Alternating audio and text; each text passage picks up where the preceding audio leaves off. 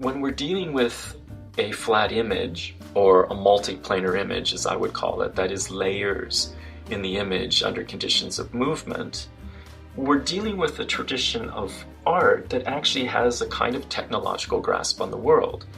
So for Murakami, for instance, he keeps developing this contrast between what a multiplanar image does versus Cartesian perspective, right? Cartesian perspective creates these closed worlds and implies subjective mastery and a certain kind of scientific control, whereas Superflat, as he acknowledges, has a different relation to technology, but it's not non-technological. And that's what interested me. So in a purely opportunistic way almost, I built on Murakami in order to suggest that we can think of a different kind of lineage of the technologization of the image that wouldn't be based on the Cartesian tradition, but would be based on exploded projection. That is, the way in which you can array objects in space and layers in order to work with them like an assembly diagram.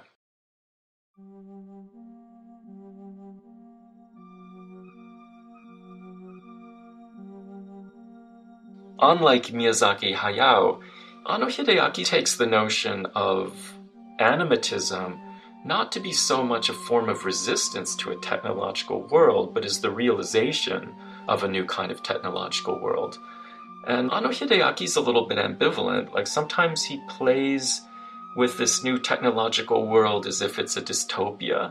And sometimes he plays with it as if it's a new kind of utopia. So he's always a bit ambivalent, but nonetheless, I think his animated TV series are really brilliant for exploring this question about how you can transform the human into assembly diagram, like literally human beings are engineered by deities that come down to Earth or aliens or some such, but that experience becomes livable in a certain way through the technological grasp it allows in the construction of new kinds of artificial worlds, and basically new modes of communication. Part of the interest of Nadia is literally it's a script Miyazaki wrote himself, and it's a script he wrote that's almost identical to his Castle in the Sky movie. And, you know, Anno at the time was very aware of this, and so he picked up this Miyazaki script and he does the most kind of non-Miyazaki thing possible with it, right? Which is to have just these incredibly long sequences of limited animation where nothing seems to be moving forward,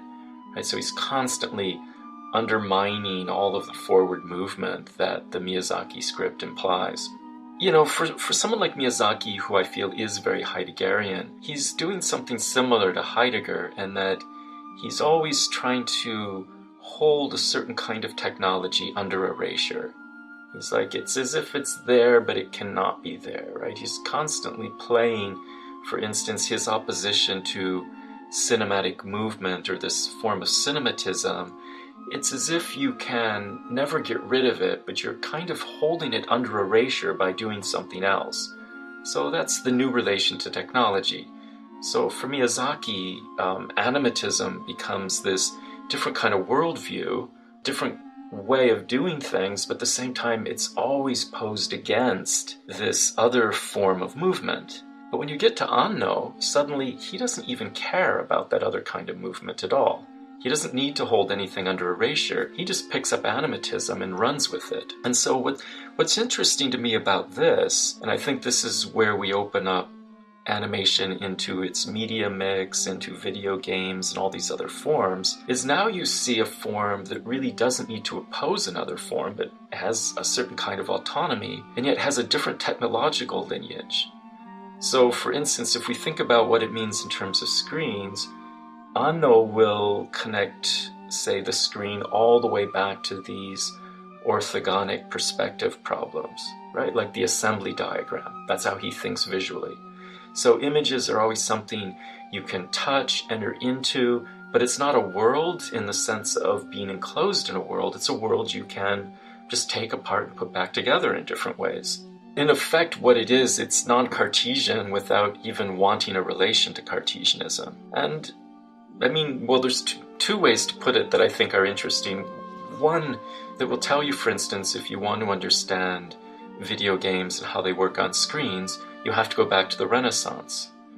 But given that most of these video games and their aesthetics are Japanese, why wouldn't you go back to the Edo period and just avoid Cartesian perspective? And I think this is more of what I see going on with Anno's work. He's not interested in that connection to a Cartesian tradition or resisting it, because he's already found something that has a different kind of technological grasp on the world. And so he can create animations like exploded diagrams where you can re-watch the animation from the perspective of different characters, but also if you're a fan, you can remake it from different standpoints. Or even Anno himself. I mean, he remade the TV series as a movie, and then he's remade it again as a series of 4 digital movies. So it creates a form that really doesn't cohere in the way a Cartesian form might, but nonetheless allows for this constant technological intervention in image space.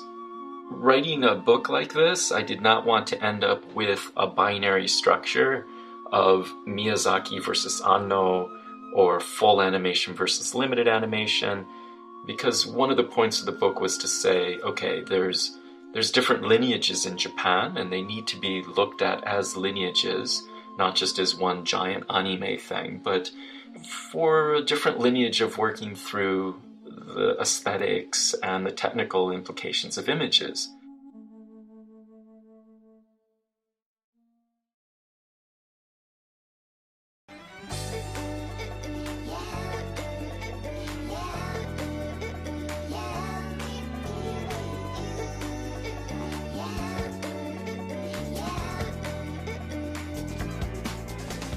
I turned to Chobitsu partly because, again, you have a story that is in dialogue with Nadia as well as with Miyazaki, but it's really scandalous, right? I mean, she has this on-off switch between her legs that is precisely the jewel of Nadia, or the jewel of Ashita and Castle in the Sky. And the Clamp team, they're very astute. They do this really deliberately. They want to make us think about, okay, we're going to have a similar kind of story, but we're really going to foreground these kinds of strange sexual, technological implications of male-female relations. For me, it was actually a challenge, and I think it was part of the hardest to write, because I didn't want to say you have these 2 things and then you have a 3rd thing that's beyond all of them, but really think about the way in which these 3 different lineages were speaking to one another, creating kind of a dialogue.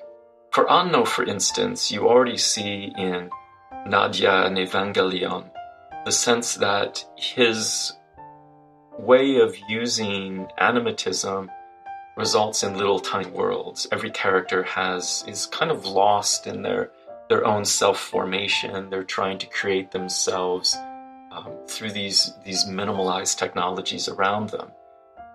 But it's still very much in a heroic narrative, even if it's holding it a little bit aside. I mean, you still have very classic male and female character. And when you get to Chobitsu, suddenly the gendering of this technology is so obvious that it forces you to rethink the project. And in a sense, what it does is bring you very much into questions of how is anime going to do psychology. The Lacanian thing became sort of for me, a point of departure, a way of thinking of what's going on, because, Lacanian psychoanalysis has a certain hold in the academy, but it's also very complex because it's trying to deal with the way in which subjects form themselves through some kind of constitutive lack that they displace, that then gets kind of amplified into a position in the world. And it seemed to me that in Chobitsu, it begins with something like that. It almost feels like it could be a classic Lacanian narrative. That is, you have a male hero who experiences a certain kind of symptomatic lack, and he amplifies that, and he's able to deal with his symptoms by acquiring this girl computer, right, which somehow solves some kind of problem for him. But then when you look at it on the other hand, it would seem that the computer be called in Lacanian terms hystericized, right? That she doesn't really have material consistency.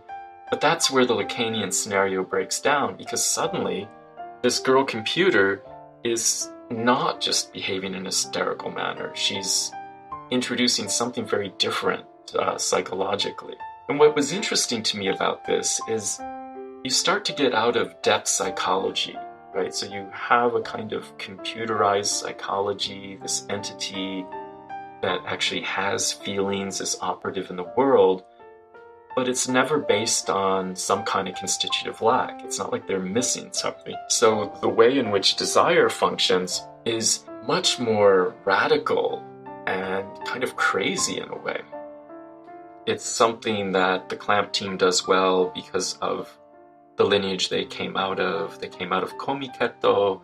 They were producing boys' love parody manga based on things like Captain Tsubasa and Sanseiya. So, in a way, really good at doing something that I do feel a lot of other manga artists and animators are doing, but they have a certain kind of mastery of this skill. And I mean, I would argue that Madoka Magica may be the next step after Chobits. It does for the magical girl genre what Evangelion does, or for the girl robot genre what Chobits does. So I think this is a general theme in anime, and it's still operative now. In manga, say if you read something like Real Account, which is kind of a social media manga where people are trapped in social media, it's sort of a trope almost now that you're moving in these spaces that feel most beautiful when, say, you're sliding over surfaces, whether it's flying or swimming, right? And this affords a certain kind of